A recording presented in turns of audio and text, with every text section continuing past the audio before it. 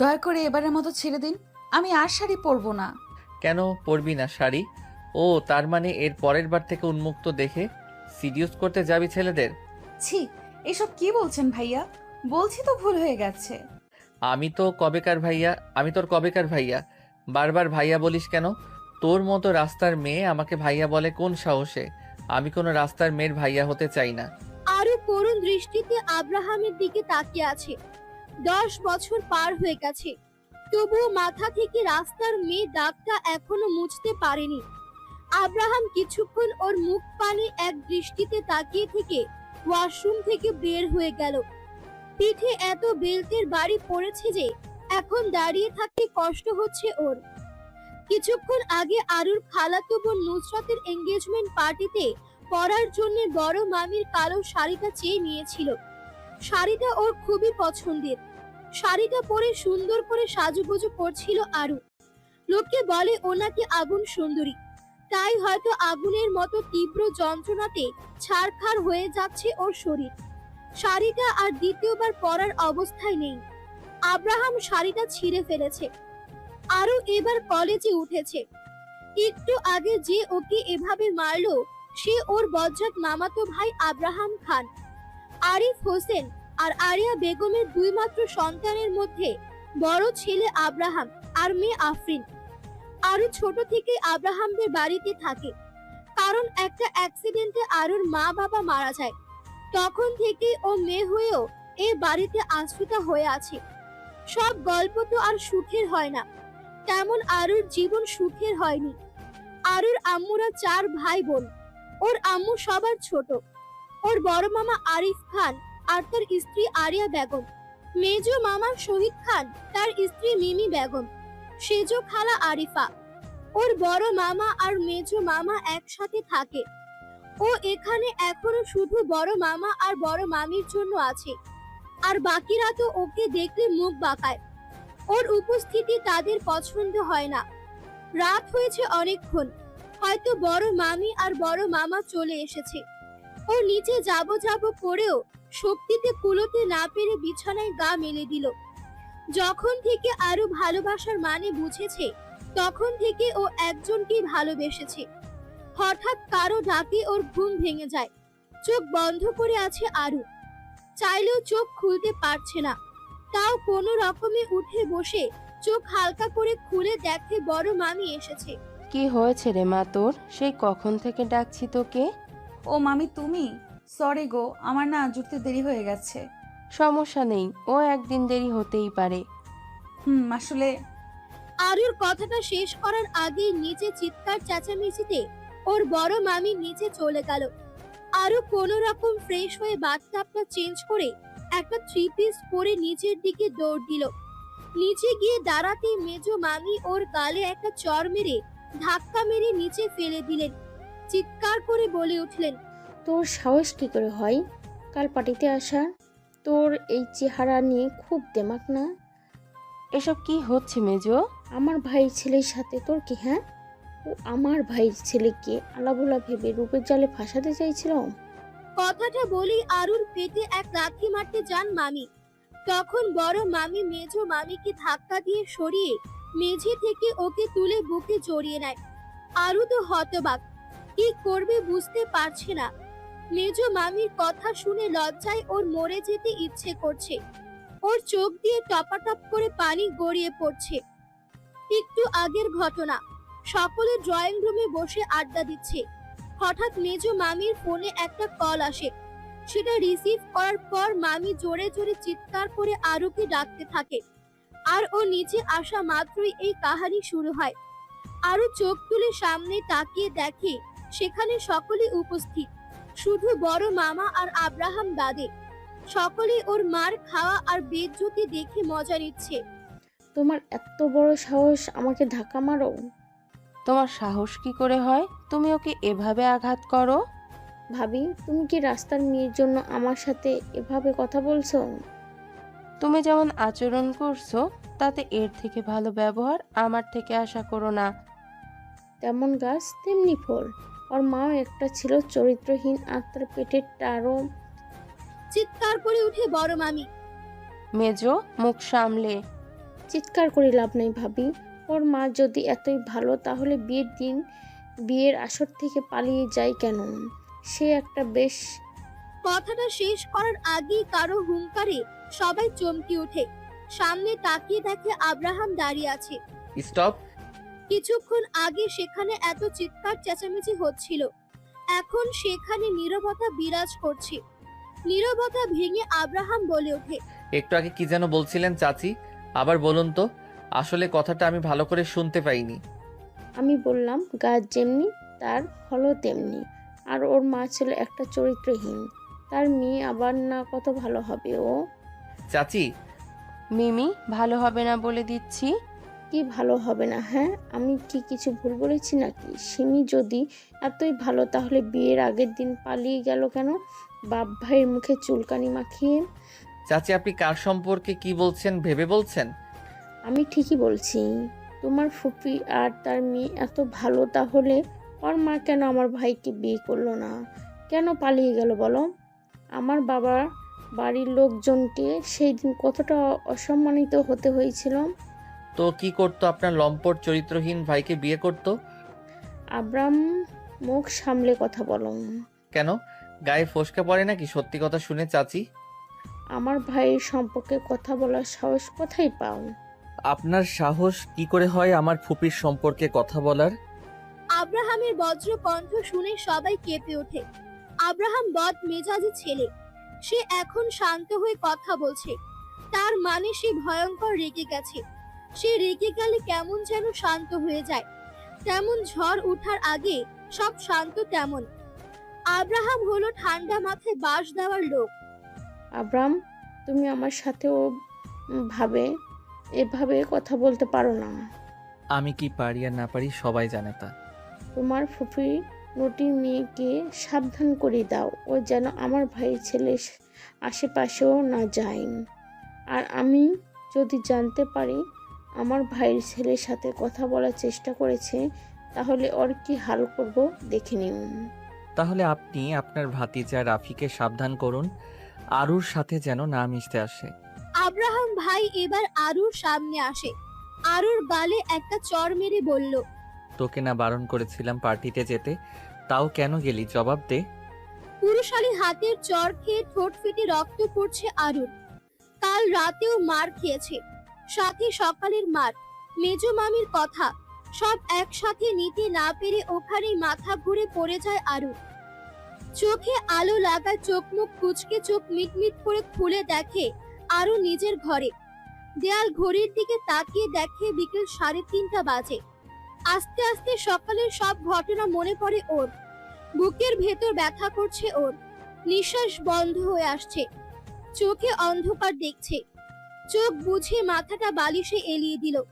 মনে মনে আল্লাহকে স্মরণ করছে। যার কেউ নেই তার আল্লাহ আছে। আল্লাহ ছাড়া ওর মতো এতিমদের কেউ ভালোবাসে না। 2 দিন আগে যখন খালামণি এ বাড়িতে আসে এঙ্গেজমেন্টের জন্য দাওয়াত দিতে, তখন ওকে দেখে খালামণি যেতে বলে পার্টিতে।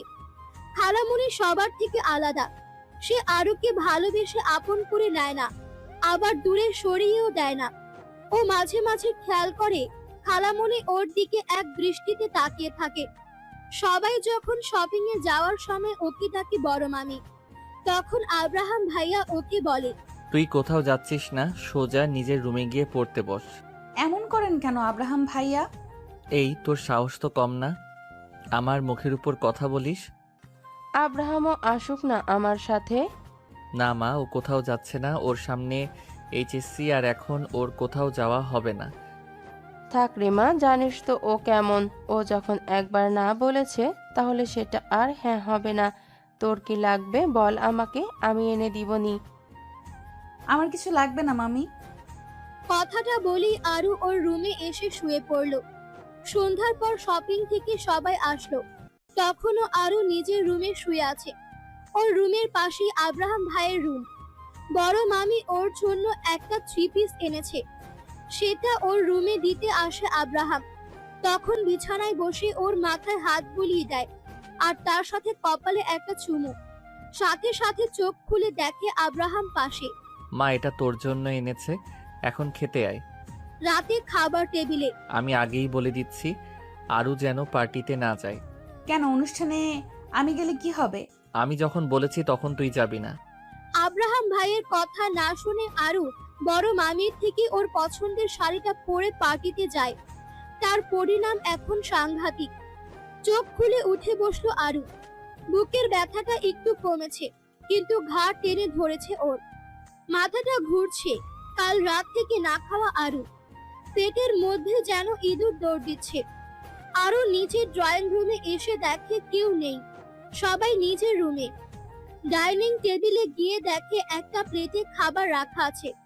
সেটা টেবিলে বসে খাওয়া শুরু করলো। খাওয়ার মাঝে ঘাড়ে কারো হাতের স্পর্শে ভেতরটা কেঁপে উঠলো ওর।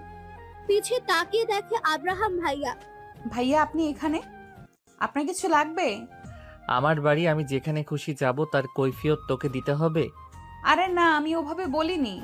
আমি ফ্রেশ হতে যাচ্ছি, আমার জন্য এক কাপ কফি বানিয়ে আমার রুমে আয়। আরো খাওয়া শেষ করে আব্রাহাম ভাইয়ের জন্য কফি বানিয়ে তার রুমের সামনে গিয়ে দাঁড়ালো। ভেতরে যাওয়ার সাহস হচ্ছে না ওর। কি হয়েছে, ওখানে খাম্বার মতো দাঁড়িয়ে আছিস কেন? ভেতরে আয়। আসছি। কি হলো, কি এত ভাবছিস? কই, কিছুই না। কফিটা কি ঠান্ডা হওয়ার পর দিবি নাকি তাও দিবি না? আরুর হাত থেকে কফিটা নিয়ে কফিতে একটা চুমুক দিয়ে বলে উঠলেন, তোর যে সাবজেক্টগুলোতে সমস্যা আছে সেগুলো নিয়ে আয়। আব্রাহাম ভাইয়ার কথা শুনে আরুর মাথা ঘোরাচ্ছে। যে মানুষটা ওকে অপছন্দ করে সে নাকি ওকে পড়াবে। কথাটা মনে হতেই বুকের ধুকপুকানি বেড়ে গেল আরুর। কি হলো, কি তোকে কি বললাম আমি? কি কি বললেন? এই তুই কি বইরা নাকি? আর তোতলাচ্ছিস কেন বেয়াদব? আসলে আমি ওর কথা শেষ হতে না হতেই বলে উঠলেন। তোর কোনো কথা শুনতে চাই না। বলেই কফির কাপটা ওর হাতে ধরিয়ে দিলেন। কফির কাপটা রেখে এসে বই নিয়ে আব্রাহাম ভাইয়ের ঘরে প্রবেশ করলো আরু। পড়া কমপ্লিট করতে করতে রাত 10টা বেজে গেল। আজ আরুর খুব খারাপ লাগছে। ও যে কেউ না এ বাড়ি তা সবাই চোখে আঙ্গুল দিয়ে বুঝিয়ে দিয়েছে। চেয়ার থেকে উঠে দাঁড়িয়ে জানালার কাছে গিয়ে দাঁড়ালো। বাইরে বৃষ্টি হচ্ছে।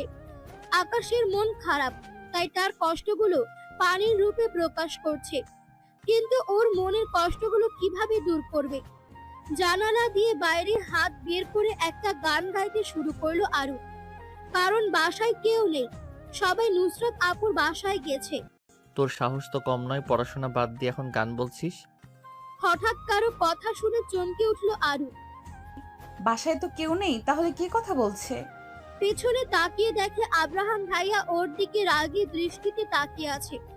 ভাইয়া তাকানো দেখে ওর জানের পানি শুকিয়ে যাচ্ছে। আব্রাহাম ভাইয়া ওর কাছে এসে বলে উঠলেন, তোর পরীক্ষা কবে থেকে? 2 দিন পর থেকে। তা পরীক্ষার আগে মানুষ কি করে? পরীক্ষার আগে মানুষ পড়াশোনা করে। বুঝলাম, মানুষ পরীক্ষার আগে পড়ে, আর তুই কি করছিলি? আমি তো কি হলো? আমি তো বলেই আটকে গেলি কেন? কথাটা শেষ কর। হুঙ্কার দিয়ে কথাটা বলে উঠলেন আব্রাহাম ভাইয়া। তার কথা শুনে ওর ভয়ে হাঁটু কাঁপছে। আরুর চুপ করে থাকায় আব্রাহাম ভাইয়ার রাগ উঠে যায়। ওর কাছে এসে গাল চেপে ধরে বলে উঠলেন, তোর সাহস দেখে আমি অবাক। তুই কি আমার মান সম্মান সব শেষ করে তবেই শান্তি পাবি? আরু ফ্যাল ফ্যাল করে আব্রাহামের দিকে তাকিয়ে আছে। এই তোকে আমি এই আব্রাহাম খাওয়াচ্ছি, পড়াচ্ছি, তোর সমস্ত খরচ বহন করছি, আর তুই পড়াশোনা বাদ দিয়ে ঘোরাঘুরি, নাচ গান। তুই পড়াশোনা করবি না? তোকে কি সারা জীবন পালবো নাকি? আমার লাগছে, ছাড়ুন। তোর পিছনে এত টাকা খরচ করে এতে আমার লাভ হচ্ছেটা কি? তুই যদি পরীক্ষায় ফেল করিস তাহলে তোর একদিন কি আমার একদিন। অনেক সহ্য করেছি। তোকে আমি যা করতে বলি তুই তার ঠিক উল্টোটা করবি, আর যেটা করতে বারণ করব তুই ঠিক সেটাই করবি। আমার মান সম্মান সব শেষ করে তুই শান্তি পাবি। আব্রাহাম ভাইয়ের কথা শুনে ওর বুকের ভেতর চিনচিন ব্যথা করতে শুরু করে। গাল থেকে আব্রাহাম ভাইয়ের হাত সরানোর চেষ্টা করতেই তিনি আরো জোরে চেপে ধরে। আচমকা ওকে ধাক্কা দিয়ে ফেলে রুম থেকে বের হয়ে যান। তার ধাক্কায় আরো টেবিলের ওপর গিয়ে পড়ে। টেবিলের উপর পড়ায় কালকের মায়ের জায়গায় লাগে। সেখান থেকে রক্ত পড়তে শুরু করে। কালকের আব্রাহাম ভাইয়ের মায়ের ব্যথা, আব্রাহাম ভাইয়ের কথা শুনে ওর বুকের যন্ত্রণা, আর এখন টেবিলের কোনায় লাগায় গলা কাটা মুরগির মতো ছটফট করতে করতে আরু মেঝেতে উপর হয়ে শুয়ে পড়ল। বুকের ব্যথায় ওর নিঃশ্বাস দম বন্ধ হয়ে আসছে। রাত 2:30 বাজে। কোনো রকম উঠে বসলো আরু। ব্যথায় টনটন করে উঠল পিঠ। কখন যে মেঝেতে ঘুমিয়ে পড়েছিল খেয়াল নেই। ধীরে ধীরে ওয়াশরুমে গিয়ে আয়নার দিকে তাকিয়ে দেখে চোখ মুখ লাল হয়ে গেছে। আব্রাহাম ভাইয়ের আঙ্গুলের ছাপ ওর গালে বসে গেছে।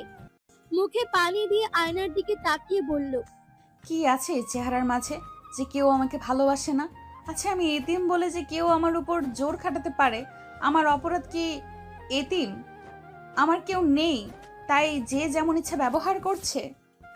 সকাল সকাল আরুর গায়ে পানি পড়া চমকে উঠে আরু। সেই সাথে ওর বুকের ভেতর যন্ত্রণা শুরু হয়ে গেল। কয়েকদিন যাবৎ বুকের ব্যথাটা একটু বেশিই হচ্ছে। সামনে তাকিয়ে দেখে আব্রাহাম ভাইয়া। রে, তোর সাহস দেখে আমি অবাক। তুই জানিস আমি প্রতিদিন সকালে তোর হাতের তৈরি কফি খাই, আর তুই কফি না বানিয়ে ঘুমাচ্ছিস। সরি, আমার ভুল হয়ে গেছে। আমি এক্ষুনি কফি বানিয়ে আনছি, আপনি একটু অপেক্ষা করুন। আব্রাহাম ভাইয়ের জন্য কফি বানিয়ে তার রুমে গেল আরু। হঠাৎ তিনি বললেন, তোর মধ্যে কি কোনো ম্যানার্স নেই? কারো রুমে ঢুকতে হলে তার পারমিশন নিতে হয়, জানিস না? সরি, আমার ভুল হয়ে গেছে, আসলে তাড়াহুড়া। ওয়াশরুমে আমার জামা কাপড় ভিজিয়ে রাখা আছে, ধুয়ে ছাদে শুকাতে দিয়ে আয়। তার কথা মতো তার ওয়াশরুমে গিয়ে তার জামা কাপড় সব ধুয়ে ছাদে শুকোতে দিয়ে আসলো আরু। মাথাটা প্রচন্ড ব্যথা করছে। মায়ের কথা মনে পড়ছে। ছোটবেলায় মা যেমন মাথায় হাত বুলিয়ে দিত, ঘুম পাড়ানি গান গেয়ে। ইস, আমার যদি মা বেঁচে থাকতো তাহলে নিশ্চয়ই আমার এই অবস্থায় আমার পাশে বসে আমার মাথায় হাত বুলিয়ে দিত। এগুলো ভাবতে ভাবতে ঘুমিয়ে পড়ে আরু। বড় মামির ডাকে ওর ঘুম ভেঙে যায়। ও চোখ বন্ধ করে আছে। মাথা ব্যথা এখনো করছে। পুরো শরীর ব্যথা আরু। গলা শুকিয়ে কাঠ হয়ে গেছে। তীব্র জ্বরে শরীর পুড়ে যাচ্ছে ওর। বড় মামি ওর মাথায় হাত দিতেই চমকে ওঠেন। আরু বড় মামিকে বলল, বড় মামি, আমাকে একটু পানি খাওয়াবে? আমার গলাটা না শুকিয়ে কাঠ হয়ে গেছে। বড় মামি এ কথা শুনে ওকে তুলে বসাতে ওর পিঠে হাত দেন। আহ! বড় মামি অবাক হয়ে যায়। তিনি বললেন, কি হয়েছে রে মা? তোর পিঠে আমি হাত দিতেই তুই আহ করে উঠলি? কিছু না মামি, বাদ দাও, তুমি আমাকে পানি খাওয়াও। কিছু না মানে কি হয়েছে বল? বললাম তো কিছু হয়নি। বড় মামি ওকে পানি খাইয়ে রুম থেকে বের হয়ে যান। আরু বিছানায় শুয়ে আছে। পিঠ ব্যথায় টনটন করছে। আরু কান্না আটকানোর চেষ্টা করছে, কিন্তু কিছুতেই পারছে না কান্না থামাতে। আজ মায়ের কথা খুব মনে পড়ছে আরু। বড় মামি ওর জন্য ঝাল ঝাল নুডলস রান্না করে এনে আরুর মাথায় হাত বুলিয়ে দিতে দিতে বললেন, ওর তো মা, দেখ তোর জন্য ঝাল ঝাল নুডলস রান্না করে এনেছি, এটা খেয়ে দেখ, তোর ভালো লাগবে। আজ আরু বড় মামিকে বলে উঠল, জানো মামি, তোমার শরীর থেকে আমি মামা গন্ধ পাই। আজ তুমি প্লিজ রাতে আমার সাথে থেকো। আজ না আমার মা বাবা কথা খুব মনে পড়ছে। রাতে বড় মামি আরুর সাথে ছিল। মায়ের মতো যত্ন করে এক রাতে আরুর জ্বর কমিয়ে ফেলেছেন। সকালবেলা ঘুম থেকে উঠে ফ্রেশ হয়ে আব্রাহাম ভাইয়ের জন্য কফি বানিয়ে তার রুমের দরজায় নক করলো আরু।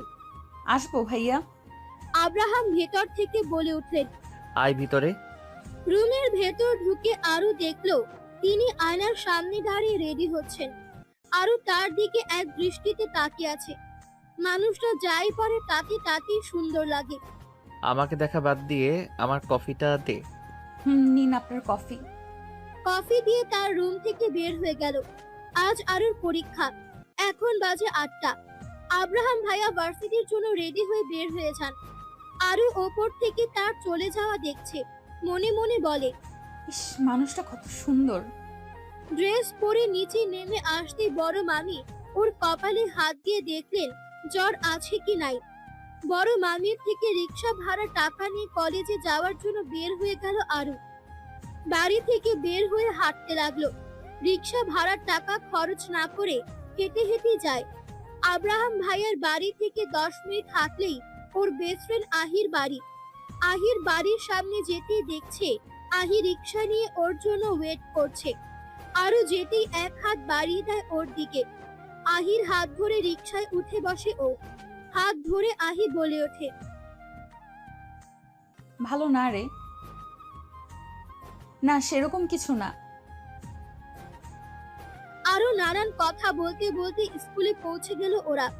প্রশ্নপত্র পেতে আরুর চোখ ছানা বড়া। আব্রাহাম ভাইয়া যা পড়িয়েছে তাই আসছে পরীক্ষায়। রাত 9টা বাজে। মেজো মামি ভাইয়ের বউ, তার ছেলে মেয়ে এসেছেন। সবাই ডাইনিং টেবিলে বসে আছে। বড় মামি আর মেজো মামি এক এক করে সব খাবার টেবিলে সাজিয়ে রাখছে। নিচে নামতেই বড় মামা আরুর দিকে তাকিয়ে বললেন, ওখানে দাঁড়িয়ে আছিস কেন মা? এদিকে আয়। বলেই তার পাশের চেয়ারে ইশারা করলেন। আরু বড় মামার কথা মতো তার পাশের চেয়ারে বসে পড়ল। ও ঠিক সামনেই আব্রাহাম ভাইয়া বসে আছেন। তার দিকে তাকাতেই দেখে তিনিও ওর দিকে তাকিয়ে আছেন। তাকাতেই চোখাচোখি হয়। আরু চোখ নামিয়ে অন্যদিকে তাকিয়ে থাকে। মেজো মামির মা বড় মামার উদ্দেশ্যে বললেন, বলুন চাচি, কি আবদার? দেখেন চাচি, আপনার আবদারটা যদি আমার সাধ্যের মতো হয় আমি অবশ্যই পূরণ করার চেষ্টা করব।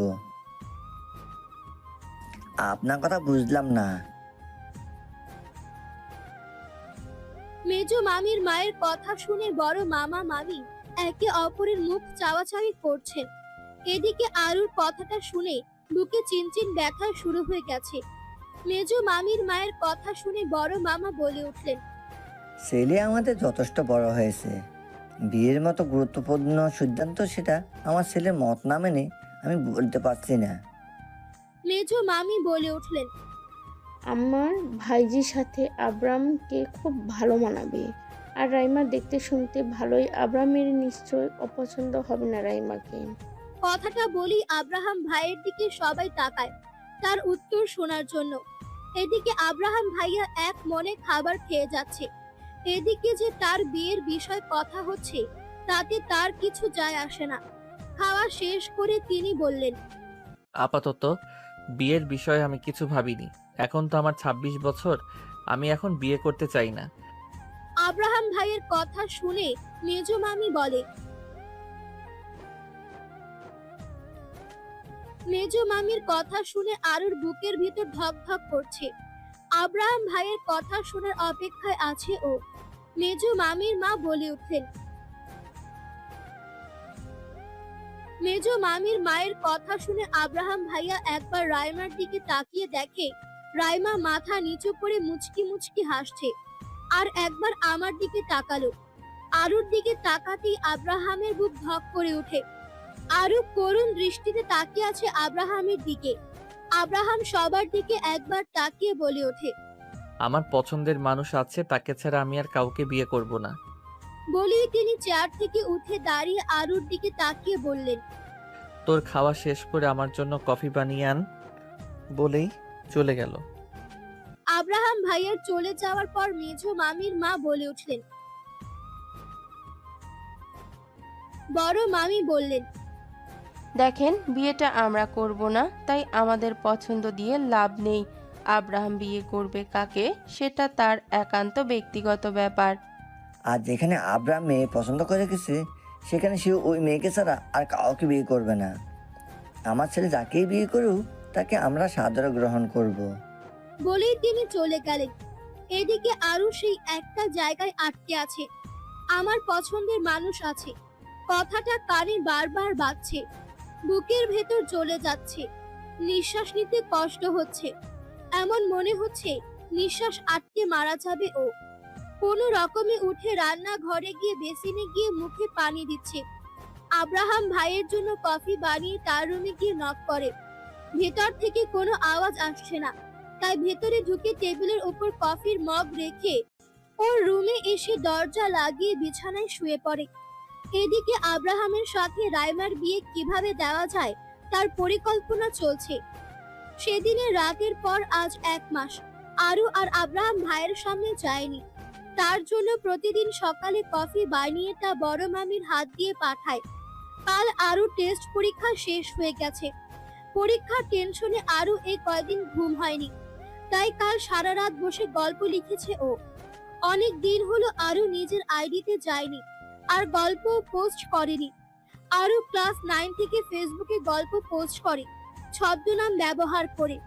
ও যে গল্প লিখে সেটা কেউ বুঝতে পারে না, আর কেউ যেন চিনতে না পারে। অবশ্যই আহি জানে। তাই কাল সারা রাত ধরে গল্প লিখে আজ বেলা 11টায় ঘুম থেকে উঠে গল্পের একটা পর্ব ফেসবুক পেজে পোস্ট করে। শাওয়ার নিয়ে রুম থেকে বের হতেই আব্রাহাম ভাইয়ের সাথে ধাক্কা খেয়ে নিচে পড়ে যায়। চোখে দেখতে পাস না নাকি? অন্ধ তুই? আমি অন্ধ হতে যাব কেন? তাহলে আমার সাথে ধাক্কা খেলি কেন? নিচে পড়ে যাওয়ায় হাতে ব্যথা পেয়েছে আরু। উঠে দাঁড়িয়ে আব্রাহাম ভাইয়ের দিকে তাকিয়ে বলল, আমি না হয় খেয়াল করিনি, তাই বলে আপনি একটু খেয়াল করে হাঁটবেন না নাকি? এই কথা শুনে আব্রাহাম ভাইয়া বলে উঠলেন, এই তোর সাহস তো কম না? তুই আমার বাড়িতে থেকে আমার সাথে উঁচু গলায় কথা বলছিস? আরু তার কথার কোনো উত্তর না দিয়ে সেখান থেকে চলে এলো। ওর যাওয়ার দিকে অবাক চোখে তাকিয়ে থাকে আব্রাহাম। তিনি ভাবতেই পারেননি আরু তাকে ইগনোর করে চলে যাবে। আব্রাহাম তাড়াতাড়ি করে রুমে ঢুকে তার ভালোবাসার মানুষটির লেখা পড়ছেন মনোযোগ সহকারে। টেবিলে বসে নাস্তা করছে আরু। এমন সময় পেছন থেকে কে যেন ওর চোখ ধরে রাখে। আহি ছাড়, তোর স্পর্শ আমি ভালো করে অনুভব করতে পারি। তুই আজ আসবি কই? আগে তো বলিসনি। আহির কথা শুনে বড় মামি রান্নাঘর থেকে বেরিয়ে এসে বলে, কি হয়েছে রে? আর কে কার নামে মামলা করবে? আহি বলে ওঠে, আমি ওকে না বলে আসছি, তাই সে আমাকে অপমান করেছে, তাই আমি আরুর নামে মামলা করব। আহির কথা শুনে বড় মামি আর আরু হাসতে শুরু করে। ওদের হাসি দেখে আহিও হাসতে শুরু করে। হাসি থামিয়ে বড় মামি বলে উঠলেন, আজ কিন্তু এখানে দুপুরে থাকতে হবে, না করলে শুনবো না। আচ্ছা, থাকবো নি। খাবার খাওয়ার পর আরু আর আহি রুমে চলে আসে। দরজা বন্ধ করে আহি আরো গল্প করতে শুরু করে। তখন আহি বলে ওঠে, দোস্ত, তুই আজ ফাটিয়ে দিয়েছিস। তোর আজকের গল্পটা অনেক সুন্দর হয়েছে। শুধু আজকের গল্পটা ভালো হয়েছে, অন্য গল্পগুলো মনে হয় ভালো হয় না? আরে, আমি ওভাবে বলিনি। আরু, তোর লেখা সব গল্পগুলো সুন্দর। ও হ্যাঁ, যে কাজের জন্য আসছিলাম, সামনেই বইমেলা, তাই ভাবছি তোর এই নতুন গল্পটা বই বের করব। কিন্তু টাকা? আরে, এত টেনশন করছিস কেন গাধা? আমার এক কাজিন বই ছাপে, আমি তার সাথে কথা বলে রেখেছি। সে বই ছাপিয়ে দিবে, আর বইমেলাতে বইগুলো বিক্রি করে যত টাকা পাবো আমরা সেই টাকার 35% ভাইয়া নিবে, আর বাকি 65% টাকা তোর। কি বলিস কি? এটা কি সত্যি? রে পাগল, সত্যি। আহি আর আরু বসে আছে আহির কাজিন আসিফ চৌধুরীর সামনে। তিনি অবাক হয়ে আরুকে দেখছেন। তিনি বিশ্বাস করতে পারছেন না সে ফেসবুকের বিখ্যাত লেখিকা তার সামনে। অনেকক্ষণ বসে থাকতে থাকতে আহি বিরক্ত হয়ে যায়। সে বিরক্ত হয়ে বলে, কখন থেকে বসিয়ে রেখেছো, কিছু বলছো না কেন? কাল যে গল্পটা তোমার কাছে দিয়েছিলাম সেটা পড়েছো? তোমার পছন্দ হয়নি নাকি? কিছু বলছো না কেন? আহির কথা শুনে আসিফ একটু নড়ে চড়ে বসে। সে একবার আরুর দিকে তাকিয়ে আবার আহির দিকে তাকিয়ে বলে উঠলেন, আরে না, আমি আসলে ভাবছিলাম। কি ভাবছিলে শুনি? আমি ভাবছিলাম এতটুকু বাচ্চা মেয়ে কিনা ফেমাস রাইটার। আসিফের কথা শুনে আরু একটু নড়ে চড়ে বসে বলে, কেন? আমাকে দেখে কি আপনার বাচ্চা মেয়ে মনে হয়? আরুর দিকে তাকাতে আসিফ দেখে আরু চোখ নিচু করে তাকিয়ে আছে তার। তো বন্ধুরা, এতক্ষণ ধরে গল্পটি শুনেছো। গল্পটি তোমাদের কাছে কেমন লাগছে? যদি গল্পটি ভালো লেগে থাকে এবং এ ধরনের গল্প আরও শুনতে পছন্দ করো, তাহলে এক্ষুনি নিচে থাকা সাবস্ক্রাইব বাটনটি টিপে আমাদের পরিবারের একজন সদস্য হয়ে যাও এবং গল্পটি কন্টিনিউ করো। আর হ্যাঁ, একটি সুন্দর কমেন্ট করতে কিন্তু ভুলবে না। দিকে আরুর তাকানো দেখে আসিফ একটা শুকনো ঢোক গিলে বলে ওঠে, না, আসলে আমি ওইভাবে বলিনি। তাহলে কিভাবে বলছো তুমি? আই ফট করে কথাটা বলে উঠলো। আহির কথা শুনে এবার আসিফ গলা খাকারে দিয়ে বলে, আমি বলছি এত অল্প বয়সে এত সুন্দর লেখা কিভাবে? তোমার লেখা অসম্ভব সুন্দর। আমি তোমার অনেক বড় ফ্যান। আমি ফেসবুকে তোমার গল্প পড়ি। আসিফের কথা শেষ হতেই আহি বলে, আমি বুঝতে পারছি তুমি ওর অনেক বড় ফ্যান। এই কথাগুলো বাদ দিয়ে মূল কথায় আসো। আসিফ বলতে শুরু করে, কাল যে গল্পটা আমাকে দিয়েছে সেটা আমি পড়েছি আর অনেক ভালো লেগেছে। আফটার অল আমাদের লেখিকা সাহেব এত সুন্দর করে লিখেন, আমি তো ফিদা হয়ে গেছি। আসিফের কথা শুনে আহি আর আরু একে অপরের মুখ চাওয়াচাওয়ি করে হেসে ওঠে। আহি বলে ওঠে, দেখতে হবে না কার বেস্টু? আহির কথা শুনে আসিফ বলে ওঠে, দেখতেই পাচ্ছি। আহি সাতচুন্নির বেস্টু। আসিফের কথা শুনে আরু ফিক করে হেসে উঠল। আর এদিকে আহি রাগী দৃষ্টিতে তাকিয়ে আছে আসিফের দিকে। আর এদিকে আরুর হাসি দেখে আহি আরো রেগে গিয়ে আসিফের চুল ধরে দেয় এক টান। চুলে টান লাগায় আসিফের ভোর কাটে। সে এবার চেঁচিয়ে বলতে শুরু করে, এই আহি সাতচুন্নি, ছাড় আমাকে। ছাড়বো না। তুমি আমাকে শাকচুন্নি বললা কেন? সাতচুন্নিকে সাতচুন্নি বলবো না তো কি বলবো? তুই তো পুরাই পেতনির মতো দেখতে। আসিফের কথা শেষ করতে আহি তার চুল আরো শক্ত করে টেনে ধরে। আসিফ চুল টানায় ব্যথা পেয়ে বলে ওঠে, থাম বোন থাম, তুই সাতচুন্নি না, তুই বিশ্ব সুন্দরী। ছাড়া দে বোন আমার, আমি আর কোনোদিন তোর পেছনে লাগতাম না। আসিফের কথা শুনে আহি আসিফের চুলগুলো ছেড়ে দেয়। আসিফ চুলগুলো ছাড়া পেতেই আরুর দিকে তাকায়। এতক্ষণ ওদের মারামারি দেখে আরু অবাক হয়ে তাকিয়েছিল তাদের দিকে। আরুর সামনে ছোট বোনের মার খেয়ে অনেক লজ্জা পায়। আহি আরুর দিকে তাকিয়ে বলে, আরে অবাক হোস না, এ আমার চাচাতো ভাই। আহির কথা শুনে আরু অবাক হয়ে যায়। তারা চাচাতো ভাই বোন, তার জন্য এভাবে কথা বলছিল একে অপরের সাথে। আসিফ বলে ওঠে, কিছু মনে করো না, যে ব্যাপারে কথা বলার জন্য তোমাকে ডেকেছিলাম। তোমার লেখা গল্প আমি ছাপাতে শুরু করছি আজ থেকেই। কতগুলো বই ছাপাবো এই ব্যাপারে জানানোর জন্য তোমায় ডেকেছি। আর 2 মাস পরেই তো বইমেলা শুরু। আমি কি বলবো বলেন? আমি তো এর আগে বই ছাপাতে দেইনি। এটাই আমার প্রথম গল্প যেটা বই আকারে ছাপা হবে, তাই এ সম্পর্কে আমার কোনো ধারণাই নেই।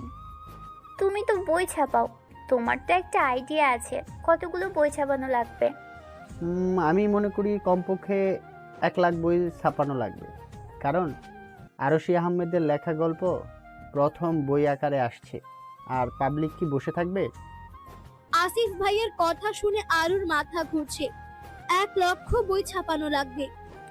এতগুলো বই ছাপাতে তো অনেক খরচ। তা তো হবেই। বই আকারে বের করলে বইয়ের মোট পেজ থাকবে 235টি। বইয়ের দাম 230 টাকা করে বিক্রি করতে হবে। তার মধ্যে 35% আমাকে দিবা।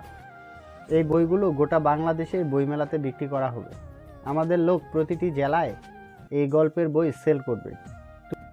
তুমি জাস্ট আমাদের এখানে বইমেলায় বিকেলে গিয়ে একটু করে ঘুরে আসবে। তুমি রাজি তো? আসিফ ভাইয়ার কথায় রাজি হয়ে যায়। এরপর থেকে আহিদের বাসার উদ্দেশ্যে রওনা দিলাম। আরু, আহি আর আসিফ ভাইয়া। আরও আমার কফি দিয়ে যা। কথাটা বলি রুমে এসে শুয়ে পড়ল আব্রাহাম। আজ অনেক ক্লান্ত হয়ে গেছে সে। কফি খেয়ে তারপর ফ্রেশ হবে। অনেকক্ষণ হয়ে গেছে, এখনো আরু কফি আনছে না দেখে ওর অনেক রাগ উঠছে। একে দিয়ে কোনো কাজ ঠিক মতো হবে না। এবার কিছুটা জোরে বলে উঠল, আরও কফি দিয়ে যা। কখন তোকে কফি দিতে বলেছি শুনতে পাসনি আমার কথা? বলেই ওয়াশরুমে গেল ফ্রেশ হতে। আরুর অপেক্ষায় থাকলে আর ফ্রেশ হওয়া লাগবে না। ফ্রেশ হয়ে এসে দেখে যে এখনো কফি আনেনি। এটা দেখে ওর অনেক রাগ উঠে গেছে। যেই না রুম থেকে বের হতে যাবে, দেখে মা আসছে কফির মগ নিয়ে। তাই বাইরে না গিয়ে বিছানায় বসলো। মা ওর হাতে কফি দিতেই বলে উঠল, মহারানী কোথায়? ও কখন ওকে কি কফি দিতে বলেছি এখনো দেইনি। ওর অনেক দেমাগ হয়ে গেছে না? আরু বাড়িতে নেই। কি বললে? আরও বাড়িতে নেই? কোথায় গেছে ও? আরু আহিদের বাসায় আছে। কখন গেছে ও? বিকালে। বিকালে গেছে? এখন রাত 8টা বাজে। মহারানীর এখনো বাসায় আসার সময় হয়নি, কখন আসবে? আজ আসবে না, 2 দিন থাকবে। আহি আসছিল আরুকে নিতে। মেয়েটা কোথাও যেতে পারে না, তাই থাকুক না দুদিন, তাতে ওরও মাইন্ড ফ্রেশ হবে। সামনে পরীক্ষা আর ও এখন বেড়ানো লাগাইছে? পরীক্ষা তো কি হয়েছে? কি হয়েছে মানে? পড়াশোনা বাদ দিয়ে ও এখন বেড়াবে? আমার আরও অত গাধা স্টুডেন্ট না যে রাত দিন 24 ঘন্টাই তাকে পড়তে হবে। হ্যাঁ, তোমার আরও কত ব্রিলিয়েন্ট স্টুডেন্ট তা আমার জানা আছে। আব্রাহামের মা আর কথা না বাড়িয়ে চলে গেলেন। লাইভে আজ প্রথমবার ফেমাস রাইটার আরুষি আহমেদ। ইতিমধ্যে 50,000 মানুষ লাইভ দেখছে। আজ প্রথমবার ফেমাস রাইটার আরুষির কণ্ঠ শুনতে হাজার হাজার মানুষ জড়ো হচ্ছে লাইভে। লাইভে একটা গান গাইছেন ফেমাস রাইটার আরুষি। হাজার হাজার মানুষ কমেন্ট করছে, সবাই অনেক প্রশংসা করছে তার গান শুনে। অন্ধকার রুমে বসে লাইভ করছেন আরুষি। তাকে দেখার জন্য ব্যাকুল হয়ে আছে তার ফলোয়াররা, বারবার তাকে অনুরোধ করছে। তখন তিনি জানান এবার বইমেলায় তার বই আসছে আর তিনি এবার বইমেলায় যাবেন। এই কথা শুনে সবার মনে একটা খুশির ঝলকানি দেখা যায়। লাইভ থেকে বের হয়ে যায় আরুষি, ওরফে আমাদের নায়িকা আরু। বা দোস্ত, তুই আজ ফাটিয়ে দিয়েছিস। আমি ভাবতেও পারিনি তুই এত ভালো গান গাইতে পারিস। সত্যি বলছিস? দোস্ত, আমি তো ফিদা হয়ে গেছি। বইমেলার দিন কি আমি যেতে পারবো? কেন পারবি না? আব্রাহাম ভাইয়া আমাকে কলেজে যাওয়া ছাড়া বাড়ি থেকে বের হতে দেয় না। তোর আব্রাহাম ভাইকে আমার মাঝে মাঝে মারতে ইচ্ছে করে। কেন? তুই যেখানে খুশি যা, তাতে আব্রাহামের কি? ওই তো আর তোকে কোথাও নিয়ে যায় না, আবার একাই যেতেও দেয় না। দেখিস এখন ভাবতে খাচ্ছে, পরে তোর ভাই বউয়ের কাছে পাত্তাই পাবে না। আহির কথা শুনে মনে পড়ে গেল সেদিন রাতে আব্রাহাম ভাইয়ার বলা কথাটা। আহির দিকে তাকিয়ে বলল, পাত্তা পাবে না কেন? তার তো প্রেমিকা আছে। কি বললি? তোর ওই খারুশ ভাইয়ের প্রেমিকা আছে? তোকে কে বললো? মেছো মামের ভাইয়ের মেয়ের সাথে আব্রাহাম ভাইয়ার বিয়ের কথা তুলতেই তিনি জানান তার ভালোবাসার মানুষ আছে, তাকে ছাড়ার কাউকে বিয়ে করবে না। গল্প করতে করতে ওরা দুজন ঘুমিয়ে যায়। এদিকে একজনের ঘুম হারাম হয়ে গেছে। সে ভাবতে পারেনি তার প্রিয় মানুষের কণ্ঠস্বর এত সুন্দর, সে তার জান পাখিকে দেখতে পাবে। একবার শুধু তোমাকে পাই আমার খাঁচায় বন্দি করে রাখবো।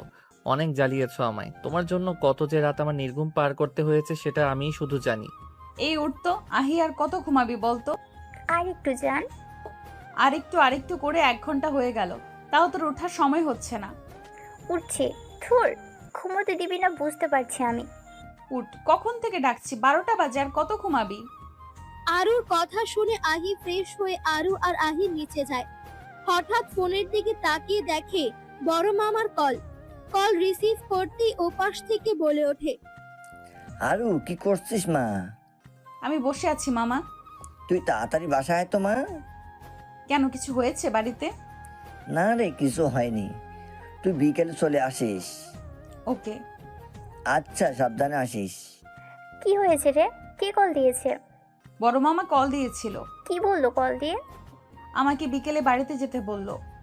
কাল আসলি আর আজকে তো তোকে যেতে দিয়েছি না। আমাকে তো যেতেই হবে রে। বাড়িতে এসে যে ভয়ঙ্কর কিছুর মুখোমুখি হতে হবে ভাবতে পারেনি আরু। যে মেজো মামি তার ভাইয়ের ছেলের সাথে কথা বলার জন্য ওর গায়ে হাত তুললো, সেই তার ভাতিজা রাফির সাথে আরুর বিয়ে ঠিক করেছে, তাও ওর মতামত ছাড়া। আহির বাড়ি থেকে এ বাড়িতে ঢুকতেই ও অবাক। বাড়িতে অনেক মানুষ, বেশিরভাগ মানুষ ওর অপরিচিত। আমাকে বসার ঘরে দাঁড়িয়ে থাকতে দেখে মেজো মামি আমার হাত ধরে সামনে নিয়ে গিয়ে বলে, এ তো আমার আরও এসে গেছে। মেজো মামির কথা শুনে আরো অবাক। তিনি আবারও বলে উঠলেন, এ আমাদের রাফির হবু বউ। মেজো মামির কথা শুনে ওর মাথা ঘুরছে। কে বলে এসব? চারিদিকে এত মানুষের ভিড়ে শুধু বড় মামা মামিকে খুঁজছে আরু, তাদের কাউকে দেখতে পাচ্ছে না।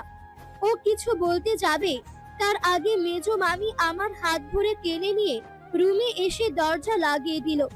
আমি বলে উঠলাম, তুমি বাইরে কি সব বলেছিলে? কি সব বলছিলাম? তুমি বললে কেন আমাকে দেখিয়ে এটা রাফির হবু বউ? যা সত্যি তাই বললাম, তোর সাথে রাফির বিয়ে আজ রাতে। কি বলছো তুমি? আমি এই বিয়ে করব না। মেজো মামি ওর গাল চেপে ধরে বলে উঠলেন, মায়ের মতো যদি তুই এবার কিছু করিস তো তোকে জানে মেরে দিব। ভালোই ভালোই আমার কথা শুনে এই বিয়েটা করে নি। বলেই রুম থেকে বের হয়ে বাইরে থেকে দরজা লাগিয়ে দিল। আমি বিয়ে করব না মামি, তোমার পা ধরি, আমি এই বিয়ে করব না। বলে দরজা ধরে বসে পড়ল আরু। ওর চোখ দিয়ে টপ টপ করে পানি গড়িয়ে পড়ছে। ওর চোখের সামনে আব্রাহাম ভাইয়ের চেহারা ভাসছে। আমার বুকের ভেতর যন্ত্রণা হচ্ছে। আমি তাকে সত্যি সত্যি হারিয়ে ফেলবো। আল্লাহ তুমি রহম করো, রহম করো তোমার এই এতিম বান্দার উপর। বড় মামি তুমি কোথায়? আমাকে বাঁচাও, বাঁচাও আমায়। বিয়ে পড়ানোর 1 মিনিট আগে কেউ চিৎকার করে বলে ওঠে। এই বিয়ে হবে না। সবাই সামনে তাকিয়ে দেখে আব্রাহাম বাড়ির ভেতরে ঢুকে সামনে এগিয়ে আস্তে আস্তে কথাটা বলে। বিয়ের ভরা আসরে আব্রাহাম ভাইয়া আমার গালে এক থাপ্পড় মেরে বলে ওঠে। তোর সাহস কি করে হয় আমার বাচ্চা পেটে নিয়ে অন্য কাউকে বিয়ে করার? আব্রাহাম ভাইয়ের কথা শুনে বিয়ে বাড়ির সবাই কানা ঘুষা শুরু করে দিয়েছে। এদিকে এত কিছু হয়ে যাচ্ছে, ওর কোনো খেয়াল নেই। আব্রাহাম ভাইয়ের হাতে থাপ্পড় খেয়ে তার দিকে এক দৃষ্টিতে তাকিয়ে আছে। এদিকে মেজো মামির মাথায় যেন আকাশ ভেঙে পড়ল। তিনি বলে উঠলেন, কি বলছো তুমি আব্রাম? আমি ঠিকই বলছি, আরও আমার বাচ্চার মা হতে যাচ্ছে। কি সব বাজে বাজে কথা বলছিস? তোর মাথা ঠিক আছে? অবশ্যই আমার মাথা ঠিক আছে, বরং তোর মাথা ঠিক নেই। তার জন্য আমার বাচ্চার মাকে তুই বিয়ে করতে চাইছিলি? আমি বিশ্বাস করি না যেই আব্রাহাম আরুকে দেখতে পারে না তার বাচ্চা কিনা আরুর পেটে। তোর বিশ্বাস করা না করা এতে আমার কিছুই যায় আসে না। আরও আমার স্ত্রী, আর আমি বেঁচে থাকতে কিভাবে তুই আরুকে বিয়ে করবি? আব্রাহামের কথা শুনে বাড়ির সবাই একে অপরের মুখ চাওয়াচাওয়ি করছেন। মেজো মামি বলে উঠলেন, আরু তোমার বউ, আর প্রমাণ কি? আব্রাহাম ভাইয়া 2 পাতা পেপার রাফির হাতে দিতেই রাফি অবাক হয়ে তাকায়, একবার কাগজের দিকে, একবার আব্রাহাম আরুর দিকে। ফুফি, তুমি তো বলেছিলে আরু ভার্জিন, তাহলে ও কি করে আব্রাহামের বাচ্চার মা হতে যাচ্ছে? তুই বিশ্বাস কর বাবা, আমি জানতাম না এ মুখ পুরি তলে তলে এইসব নষ্টামি করবে। চাচি মুখ সামলে কথা বলেন, যার ব্যাপারে কথা বলছেন সে আমার বিবাহিতা স্ত্রী। আব্রাহামের হুঙ্কারে সবাই চমকে উঠে। শান্ত স্বভাবের ছেলেটা হঠাৎ এমন রেগে যাওয়ায় সবাই চমকে উঠে। আরুর কেমন মাথা ঘুরছে, ও সব ঝাপসা দেখছে। এমন করতে করতে মাথা ঘুরে পড়ে গেল আরু। আরুকে এভাবে পড়ে যেতে আব্রাহাম সহ বাড়ির সবাই অবাক হয়ে তাকিয়ে আছে। আব্রাহাম দৌড়ে আরুর কাছে এসে নিচে হাঁটু গেড়ে বসে আরুর মাথা নিজের কোলে নিয়ে গালে হাত দিয়ে হালকা করে থাপ্পড় দিয়ে বলে, এই আরও কি হয়েছে তোর? টাকা আমার দিকে। এই আমি এসে গেছি। ঢং দেখে জান বাঁচে না। সবাই যখন ওর আসল সত্যটা জেনে গেছে তখন ঢং করে শুরু করেছে। আব্রাহাম মায়ের উদ্দেশ্যে বলে, তুই তো মেডিকেলে পড়ছিস, তুই একটু দেখ না ওকে। আমি দেখছি, তুমি টেনশন কইরো না। আমি টেনশন না করে কি করব বল, ওর এই অবস্থা। মায়া আরুর পালস চেক করে। আরুর পালস খুব আস্তে আস্তে চলছে। মায়া আরুর প্রেসার চেক করে দেখে প্রেসার অনেক কম। আর রিপোর্ট অনুযায়ী যেহেতু আরু প্রেগনেন্ট, এতে মায়া অনেক ভয় পেয়ে যায়। সে আব্রাহামের উদ্দেশ্যে বলে, ভাই, আমার খুব টেনশন হচ্ছে। আরুর অবস্থা ভালো না, ওর পালস রেট খুব আস্তে আস্তে চলছে, প্রেশারও অনেক কম। ওকে এই মুহূর্তে হসপিটালে নিয়ে যেতে হবে, না তো যে কোনো সময় যে কিছু হতে পারে। মায়ার কথা শুনে আব্রাহামের দুনিয়া থমকে গেছে। ওর কানে বাজছে আরুর অবস্থা ভালো না, ওকে হসপিটালে নিয়ে যেতে হবে, না তো যে কোনো সময় যে কোনো কিছু হয়ে যেতে পারে। ও তাড়াতাড়ি করে আরুকে কোলে তুলে বাইরে ছুটে যায়। বাড়ির সবাই একে অপরের সাথে আলাপ করে। কি দিন এলো রে, বিবাহিত আর এক বাচ্চার মাকে নিয়ে টানাটানি করে। জানিস না এর মাও বিয়ের দিন পালিয়ে গেছিল, আর মেয়ে তো একা একা বিয়ে করে নিয়েছে। আরু নামে সিমির ভাগের সব সম্পত্তি আছে, আর মিমি তো আরুকে পছন্দ করে না। ওই সম্পত্তির জন্য ওর ভাইয়ের ছেলের সাথে জোর করে বিয়ে দিয়েছিল। আমারও তাই মনে হচ্ছে। এদিকে আরুর মেজ মামির টেনশনে মাথা ফেটে যাওয়ার উপক্রম। তিনি এত সুন্দর প্ল্যান করলেন, আব্রাহাম সব ভেস্তে দিল। আরে বজ্জাত আরু দেখতে ভোলাবালা আর পেটে পেটে শয়তানি। সে যে বিয়ে করে নিয়েছে সেটা তিনি ঘুণ অক্ষরে টের পাননি। তিনি রাগে চোটে রুমের জিনিসপত্র ভাঙচুর করছে। তার অতগুলো টাকা হাতছাড়া হয়ে গেল। এখন তার আরুকে খুন করতে ইচ্ছে করছে। তিনি প্ল্যান করে রাফির সাথে আরুর বিয়ের কথা তুলেন আরুর বড় মামা মামির কাছে। তিনি সকালবেলা আরুর বড় মামা মামির কাছে এসে বলে, আমার কিছু কথা ছিল আপনাদের সাথে। আরুর বড় মামা মামি একে অপরের মুখ চাওয়াচাওয়ি করে বলে উঠলেন, বলো, কি বলবা? আমার ভাতিজা রাফি আরুকে পছন্দ করে। তোমার ভাতিজা রাফি আরুকে পছন্দ করে? পছন্দ করেন আর আরুকে বিয়ে করতে চান। আরুকে রাফি বিয়ে করতে চায়। কথাটা শুনে আরিয়া বেগম চমকে উঠলেন। তার চোখের সামনে 20 বছর আগের ঘটনা ভেসে ওঠে। এমন একদিন 20 বছর আগে মিমি এসে তার ভাইয়ের সাথে সিমির বিয়ের কথাটা বলেছিল। আরিফ হোসেনের মুখটা থমথমে হয়ে যায়। 20 বছর আগে যে ভুল তিনি করেছিলেন তা এখনো তাকে কুরে কুরে খায়।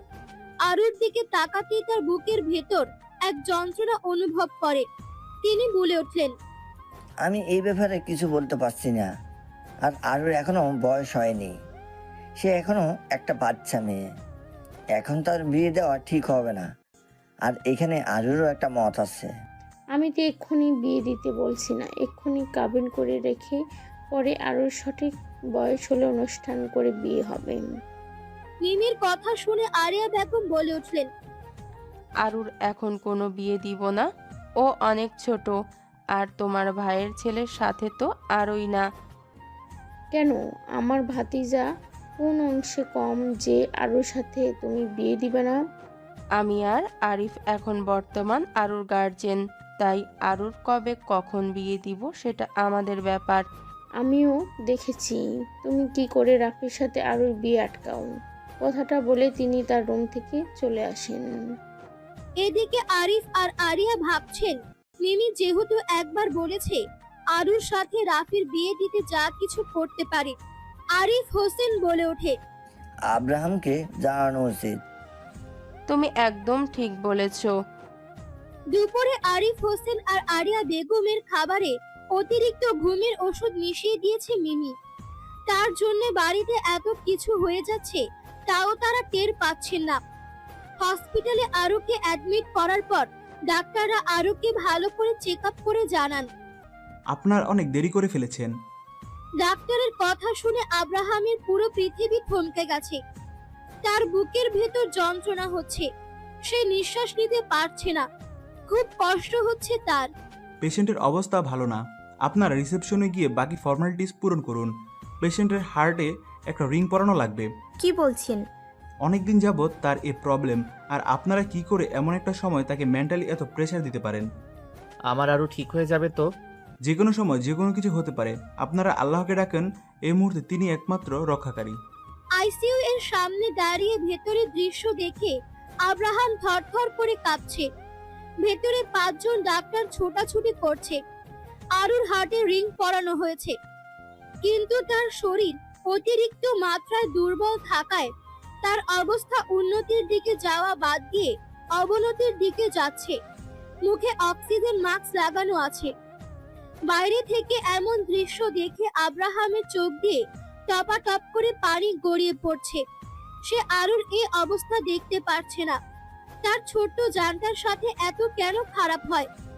মানুষ বলে আল্লাহ যা করে ভালোর জন্য করে, তাহলে তার ছোট্ট জানটার সাথে কি এমন ভালোর জন্য এমন মৃত্যুর সাথে যন্ত্রণা সহ্য করতে হচ্ছে? সে নিজের চোখে তার ভালোবাসার মানুষটির এমন অবস্থা দেখে সে কিছুই ঠিক করতে পারছে না। পাখির কিচিরমিচির শব্দ ঘুম ভাঙে আরুর।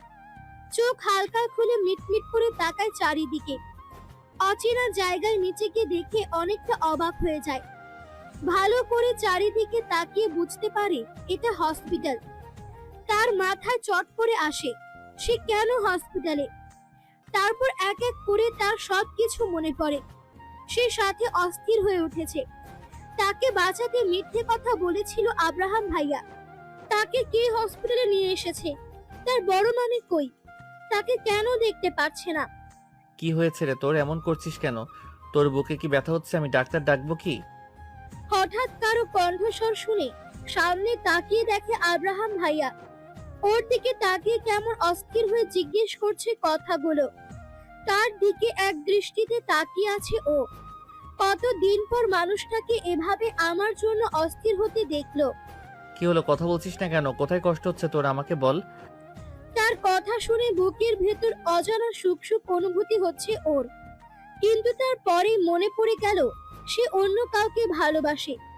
যার কাছে যার মানসিক শান্তি মেলে না, তার কাছে তার ঠাঁই মেলে না। আরো বলে ওঠে, আমার কোনো সমস্যা হচ্ছে না। বড় মামি, মামা কোথায়? মা বাবা রাস্তায় আছে, আসছে। এদিকে আব্রাহাম অনুশোচনায় ভুগছে। কতগুলো ভুল সে করেছে, তার জন্য নিষ্পাপ মেয়েটা এতটা কষ্ট ভোগ করেছে। সেদিন সন্ধ্যায় আরুকে হসপিটাল থেকে বাসায় নিয়ে আসা হয়। আরুর এই খবর শুনে আহিত পাগল প্রায়। সে প্রতিদিন হসপিটালে গিয়ে আরুকে দেখে আসতো। আজ বাসায় নিয়ে আসছে, তার জন্য সে এ বাড়িতে আসছে। আসিফ, আহি আর আহির আম্মু আরুকে দেখতে এসেছে। আসিফ এক দৃষ্টিতে তাকিয়ে আছে আরুর মায়াবী মুখের দিকে। আর আহি, সে তো রাগে ফুঁসছে। এদিকে আব্রাহাম একবার আসিফ তো আরেকবার আরুর দিকে তাকায়। আরু আহির সাথে কথা বলছে আর আসিফ আরুকে দেখছে। এসব দেখে আব্রাহামের মাথা গরম হয়ে যায়। তার পছন্দের মানুষটার দিকে কেউ প্রেম প্রেম নজরে তাকালে তার কি মাথা ঠিক থাকে? হঠাৎ করে আব্রাহাম বলে ওঠে, তা ফেমাস রাইটার আরুশি আহমেদ ওরফে আরু, আপনার কি ওষুধ খাওয়ার টাইম হয়নি? আব্রাহামের কথা শুনে আরুর বুক ধুকপুক করতে থাকে। সে ভাবছে আব্রাহাম কিভাবে জানলেন ও সেই আরুষি রাকে। আরু, তোর কাছে একটা জিনিস চাই আমি। কি চাই আপনার আমার থেকে? আমার জানা মতো তো কিছু দেওয়ার মতো নেই। কে বললো নেই কিছু দেওয়ার মতো? কি কি আছে আমার? আমার তুমিটাকে চাই। আমার বুকের ভিতর লুকিয়ে রাখতে চাই তোকে, যাতে কেউ তোকে আমার থেকে আলাদা করতে না পারে। আব্রাহাম ভাইয়ের কথা শুনে আমি অবাক হয়ে তাকিয়ে রইলাম। সে এগুলো কি বলছেন? তার কথা শুনে আমার বুকের ভেতর ধক ধক করে উঠল। খুশিতে আমার মনের পাখিটা আকাশে উঠতে থাকে। কিন্তু হঠাৎ আব্রাহাম ভাইয়া তো অন্য কাউকে ভালোবাসার কথাটা মনে আসতেই আমি কাঁপা কাঁপা গলায় বললাম, কি হয়েছে আপনার? কি সব বলছেন? আমি ঠিকই বলছি। আপনার তো জিএফ আছে। তুই আমার জিএফ পেলি কোথায়? কেন, সেদিন তো বললেন। আরে বোকা, সেদিন কবে? সেদিন রাতে খাবার টেবিলে বসে বললেন না আপনার পছন্দের মানুষ আছে। বলেছি তো। তাহলে আমাকে কি বলছেন এগুলো? যা সত্যি তাই বললাম। কিসের সত্যি? আমাকে বলছেন কেন? আপনার পছন্দের মানুষকে বলেন গিয়ে। আমি তো আমার পছন্দের মানুষকে বললাম। কই, আপনার পছন্দের মানুষকে বললেন? আপনি তো আমাকে বললেন। তোকে গাধা কি আর এমনি এমনি বলি? আব্রাহামের কথা শুনে আরো অনেক রেগে যায়। কখন থেকে আব্রাহাম তাকে গাধা বলছে। তার ইচ্ছে করছে এক ঘুষি মেরে আব্রাহামের নাক ফাটিয়ে দিতে, কিন্তু আফসোস সেটা সে কখনো করতে পারবে না। কেটে গেছে 2 মাস। এখন ফেব্রুয়ারি মাস চলছে। হালকা শীত শীত লাগছে সবার। আরুর ফাইনাল পরীক্ষা শুরু হয়ে গেছে। কাল বইমেলা, 21শে ফেব্রুয়ারি। আরু কাল বইমেলাতে যাবে। এই 2 মাসে অনেক পরিবর্তন এসেছে আব্রাহামের মধ্যে। সে আর আরুর সাথে খারাপ ব্যবহার করে না, আরুর সাথে মেশার চেষ্টা করে, আরুকে অনেক কেয়ার করে। কিন্তু এই কেয়ার করা দেখে আরুর ভেতরটা জ্বলে যায়। তার প্রতি আব্রাহামের এত কেয়ার করা দেখে মনে পড়ে এই মানুষটাকে এত চেয়ে পেলাম না, আর অন্যদিকে কেউ না চেয়েও পেয়ে যাবে। এত এত কেয়ার ওই মেয়েটা পাবে। তার শখের পুরুষের শরীরে অন্য কারো শরীর মিশে থাকবে। তার ভালোবাসার মানুষটার পাশে অন্য কেউ থাকবে। সে কি করে সহ্য করবে এসব? কাল রাতে ছাদে আব্রাহামের কথা শুনে আরুর কেমন যেন লাগছে। রাত 11টা বেজে 12 মিনিট। আরিফ হোসেন কেমন হাঁসফাঁস করছেন। তিনি আব্রাহাম আর আরুকে ডেকে পাঠান তার রুমে। আরু আর আব্রাহাম আসতেই আরিফ হোসেন আরুর হাতটা নিজের হাতের মুঠোয় নিয়ে বলে, পারলে আমাকে ক্ষমা করে দিস রে মা। কোথাও না কোথাও আমি দায়ী তোর এই অবস্থার জন্য। এসব কি বলছেন মামা? আমার কলিজার টুকরা বোনটি তার বড় ভাই এর উপর আকাশ সমান কষ্ট আর অভিমান নিয়ে আমাকে এই কথাটা বলেছিল। হারিয়ে গেলে খুঁজবে না তো? আরও অবাক হয়। আমি তার কথাটা আমলে নেইনি। তখন যদি বুঝতাম আমার বোন আর আমার কাছে ফিরবে না, আমার জীবন থেকে এতটা দূরে সরে যাবে, আমি ভাবতেই পারিনি। আগে যদি ভাবতাম তাহলে তোর মা আমার উপর অভিমান নিয়ে চলে যেত না। আমি ভাই হতে পারত, আমি ভাই হতে পারত। কথাটা বলেই তিনি কেঁদে ফেললেন। তার ভুলের জন্য তার ছোট বোন তার থেকে আলাদা হয়ে গেল। তিনি যদি ঠান্ডা মাথায় ভাবতেন, সে ছেলেটির সাথে কথা বলতেন, তার বোনের ভালোবাসাটা মেনে নিতেন, তাহলে তো এত কিছু হতো না। তিনি নিজেই ভালোবেসে বিয়ে করেছিলেন, তাহলে তার বোনের বেলায় এমন করলেন কেন? এক সময় কান্না থামিয়ে বলল, তোর কি আমার উপর ভরসা আছে? এতটুকু বিশ্বাস রাখ, আমি যা করব তোদের ভালোর জন্য। কথাটা বলে আব্রাহাম আর আরুর দিকে তাকিয়ে থাকেন। আরও একটু নড়ে চড়ে বসে বলল, আমি জানি তোমরা যা করবে আমার ভালোর জন্য। আমি চাই তোকে আব্রাহামের বউ করতে। কথাটা শুনে আরুর মাথা ঘুরছে। বড় মামা এসব কি বলছেন? আব্রাহাম ভাইয়ের সাথে বিয়ে, তাও আবার আরুর? এটা কিভাবে সম্ভব?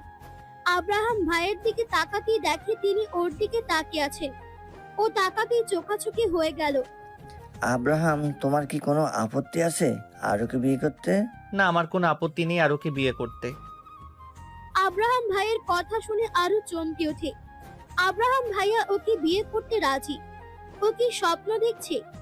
এতক্ষণ বড় মামি ওদের কথা শুনছিলেন।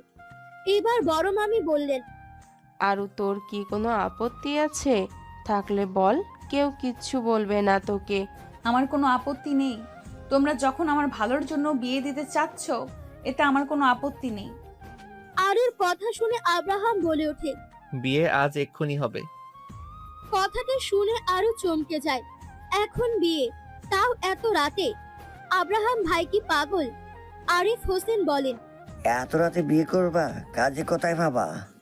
আরিফ হোসেন কথা শুনে আব্রাহাম মুচকি হেসে বলল। সব ঠিক করে রাখা আছে, তুমি শুধু পারমিশন দাও। আব্রাহামের মা আব্রাহামকে বলে, ওকে, তুই কাজে নিয়ে আয়। কথাটা শেষ হওয়ার আগেই কাজী আর নীরব, আফিফ এরা রুমে প্রবেশ করে। এটা তো আব্রাহাম ভাইয়ের বন্ধু। এদের দেখে আরো চমকে যায়। মনে হচ্ছে ও স্বপ্ন দেখছে। কি এভাবে কি দেখছিস? আপনাকে আমাকে দেখার কি আছে? আপনি কেন আমাকে বিয়ে করলেন? আমার ইচ্ছা তাই বিয়ে করেছি। কিন্তু আপনি তো অন্য কাউকে ভালোবাসেন, তাহলে আমাকে কেন বিয়ে করলেন? আমার প্রতি দয়া দেখিয়ে আমাকে বিয়ে করলেন? আব্রাহামের মেজাজ খারাপ হয়ে গেল এই মেয়েটার ফালতু কথা শুনে। এই মেয়েকে কিভাবে বোঝাবো আমি তাকে কতটা চাই? ভুল তো আমারই, আর আমাকে শুধরাতে হবে। আরো সামনে গিয়ে তাকে বলল, শুনেছি বিয়ের রাতে বউ ঘোমটা দিয়ে বসে থাকে আর বর এলে তাকে সালাম দেয়। আর তুই? তাই আরো তো তাকে সালাম দেয়নি, তাড়াতাড়ি করে সালাম দিল। আসসালামু আলাইকুম। ওয়ালাইকুম আসসালাম। বলেন না আপনি কেন আপনার পছন্দের মানুষকে বিয়ে না করে আমাকে বিয়ে করলেন? কে বললো আমি আমার পছন্দের মানুষকে বিয়ে করিনি? হ্যাঁ, তার মানে আপনি এর আগেও বিয়ে করেছেন? তাহলে আমার জীবনটা কেন নষ্ট করলেন?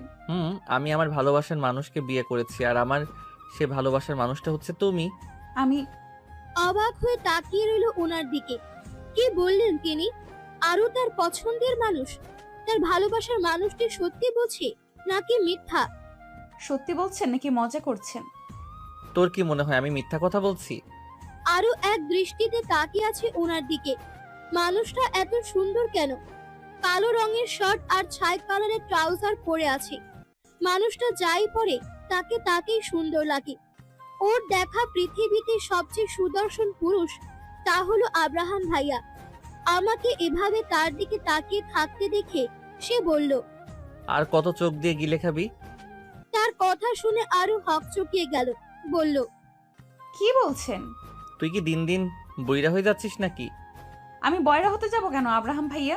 কি বললি তুই? এবার আপনি কি বয়রা হচ্ছেন নাকি? থাপ্পড় দিয়ে গাল ফাটিয়ে দিব। কয়েকদিন থেকে দেখছি তুই আমাকে ভয় পাচ্ছিস না, আবার আমার মুখে মুখে কথা বলিস। আপনি বাঘ না ভাল্লুক যে ভয় পাবো? তাই নাকি? হুম।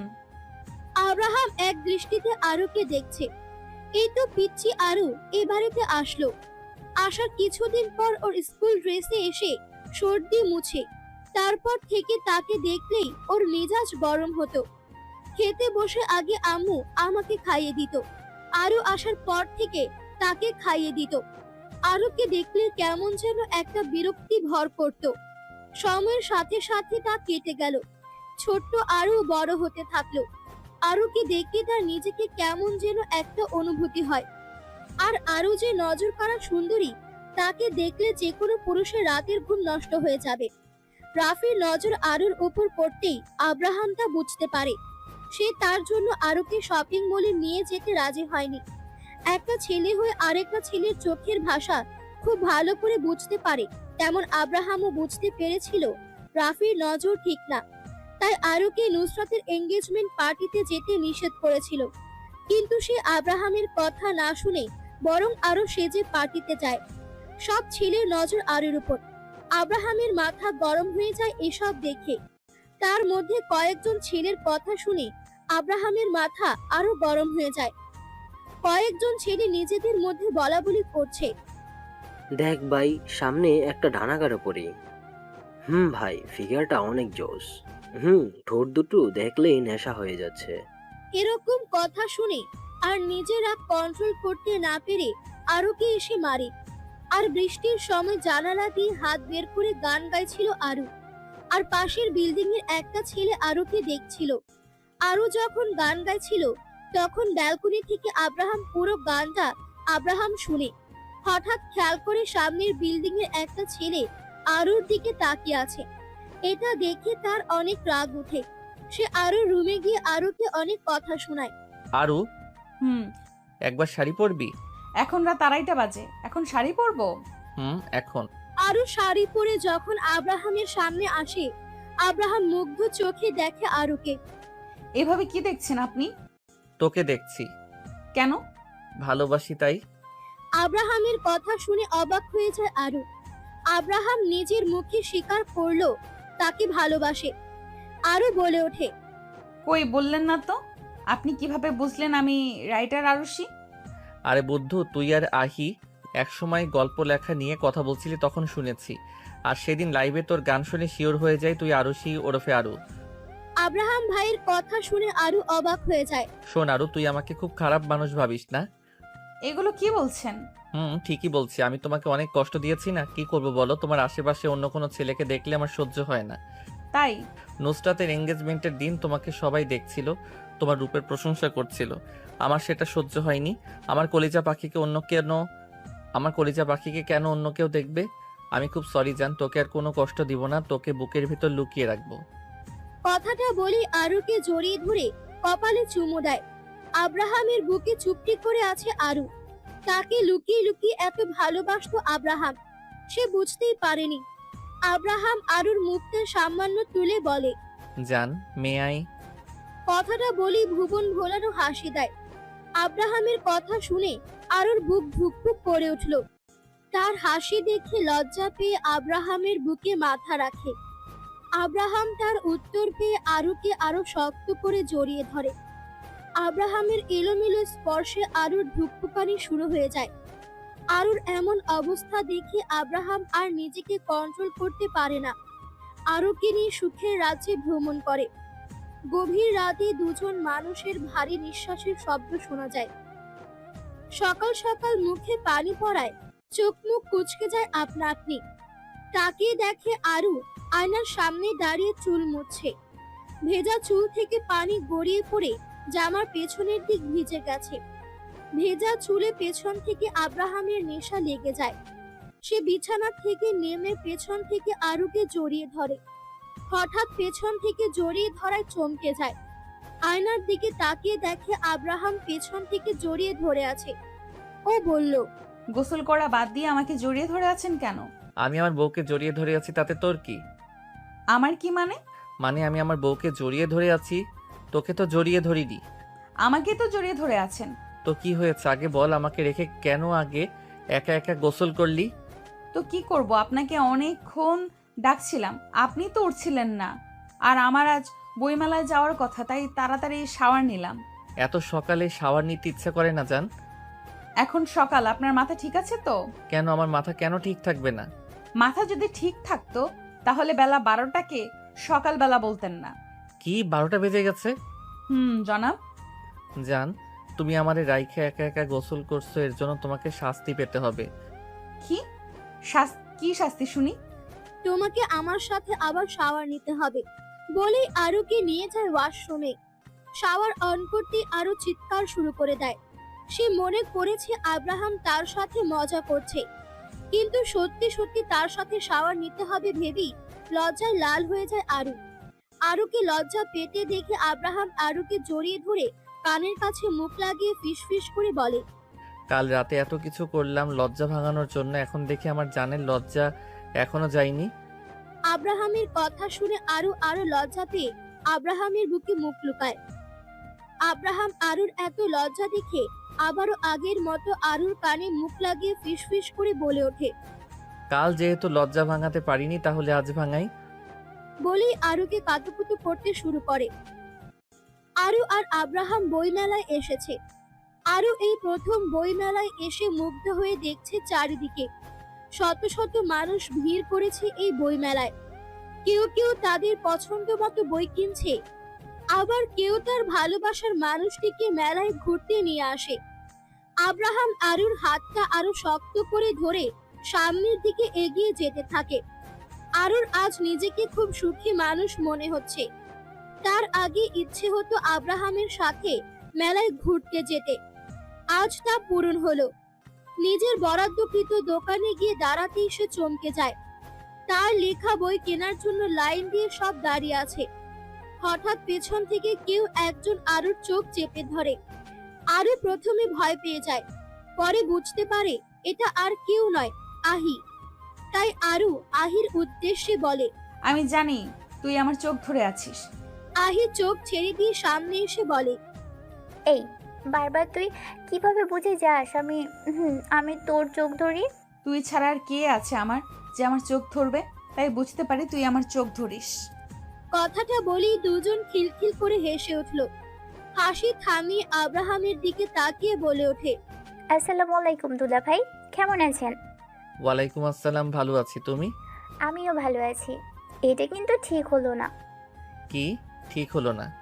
আমি কত প্ল্যান করে রেখেছিলাম আরুর বিয়েতে অনেক মজা করব, কিন্তু আমি কিছুই করতে পারলাম না। খুব সরি গো শালিকা আমার। আব্রাহামের কথা শুনে আরু আর আহি হাসতে লাগে। আরু কাল বিয়ের আগে আহিকে জানিয়ে দেয়। বিয়ে পড়ানোর সময় আহি ভিডিও কলেই ছিল, ও সব দেখেছিল। পুরোটা সন্ধ্যা আরু আর আব্রাহাম মেলায় ঘোরাঘুরি করে সময় কাটায়। বাড়িতে ঢুকতে মেজো মামির সাথে দেখা। তিনি আব্রাহামের সামনে দাঁড়িয়ে বলে, তোমার এত বড় সাহস, তুমি আমার নামে মামলা করছো? সাহসে কি দেখলেন আপনি? আপনি কি ভেবেছিলেন আমার বাবা মাকে ঘুমের ওষুধ খাইয়ে আরুকে জোর করে আপনার ভাতিজার সাথে বিয়ে দিতে? আবার আমার ফুপিকে মারার জন্য আপনি বাসের অ্যাক্সিডেন্ট করান। আপনার দিকে তাকাতেও আমার ঘেন্না করে। মানুষ কতটা নিকৃষ্ট হলে একজন মানুষকে খুন করার জন্য এত নিরীহ মানুষদেরও মেরে ফেলে। আব্রাহামের কথা শুনে বাড়ির সবাই অবাক হয়ে যায়। মিমি আব্রাহামের কথা শুনে ভয় পেয়ে যায়। তার সত্যিটা এভাবে সবার সামনে চলে আসবে সে ভাবতেও পারেনি। ভয় তার চোখে মুখে ফুটে ওঠে। আব্রাহাম আবার বলে ওঠে, আপনি নিশ্চয়ই ভাবছেন আমি কিভাবে এসব জানলাম। আপনাকে কয়েকদিন আগে আমি ফোনে কথা বলতে শুনেছি, আপনি কাউকে বলছিলেন। আব্রাহাম ফোন বের করে অডিও চালু করে দেয়। সিমিকে তো প্ল্যান করে মেরে দিয়েছিলাম যাতে সে এই সম্পত্তি আমি নিজেই করতে পারি। এর জন্য বিনা দোষে ওই বাসের লোকগুলো মারতে হলো। আর এখন আপদ আরও ঘাড়ে জুটেছে। একে রাস্তায় থেকে সরালে আমার রাস্তা একদম ক্লিয়ার। কথাটা বলেই তিনি হাসা শুরু করেন। পেছন থেকে আব্রাহাম সব রেকর্ড করে রাখে আর পুলিশ স্টেশনে গিয়ে ভিডিওটি দেখায় আর তার নামে মামলা করে আসে। আব্রাহামের কথা শুনে বাড়ির সবাই অবাক হয়ে যায়। তার পাশাপাশি সবাই ঘৃণার চোখে দেখছে মিমিকে। সামান্য সম্পত্তির জন্য তার আদরের ছোট বোনকে মেরে ফেললো। কথাটা শুনেই আরুর মেজো মামা মিমির গালে এলো পাথারি থাপ্পড় মেরে চলেছেন। তিনি বলে উঠলেন, তোকে আমি তালাক দিলাম, 1 তালাক, 2 তালাক, 3 তালাক। মিমি বেগম তালাকের কথা শুনে বাকরুদ্ধ হয়ে যায়। পুলিশ এসে মিমি বেগমকে টানতে টানতে নিয়ে যায়। আব্রাহাম আগেই পুলিশ ডেকেছিল। আরো ডুকরে কেঁদে ওঠে। সামান্য সম্পত্তির জন্য ওর মাকে মেরে ফেললো। কথাটা মনে হতেই তার বুক ভারী হয়ে আসে। আব্রাহাম আরুকে কোলে তুলে রুমে নিয়ে আসে। আরু তখনও কেঁদে চলেছে। আরুর কান্না আব্রাহামের সহ্য হচ্ছে না। সে আরুকে জড়িয়ে ধরে ঘাড়ে এলো পাথারে চুমু খেতে শুরু করে। আব্রাহামের কাণ্ডে অটোমেটিক আরুর কান্না অফ হয়ে যায়। আব্রাহাম আরুর কানের কাছে মুখ নিয়ে বলে, ওহে কন্যা, তোমার কাজল কালো চোখে কান্না মানায় না। আরো শক্ত করে জড়িয়ে ধরে আব্রাহামকে, যেন ছেড়ে দিলে হারিয়ে যাবে। এদিকে আব্রাহাম আরুকে পাজা কোলে তুলে বিছানায় শুয়ে দেয়। ড্রিম লাইট জ্বালিয়ে দেয়। বক্সে লো ভয়েসে একটা গান বাজছে। গানের আওয়াজের পাশাপাশি দুজন মানুষের ভারী নিঃশ্বাসের সাক্ষী ঘরের প্রতিটা দেয়াল। এভাবেই তারা সুখে থাকুক, আজীবন একসাথে।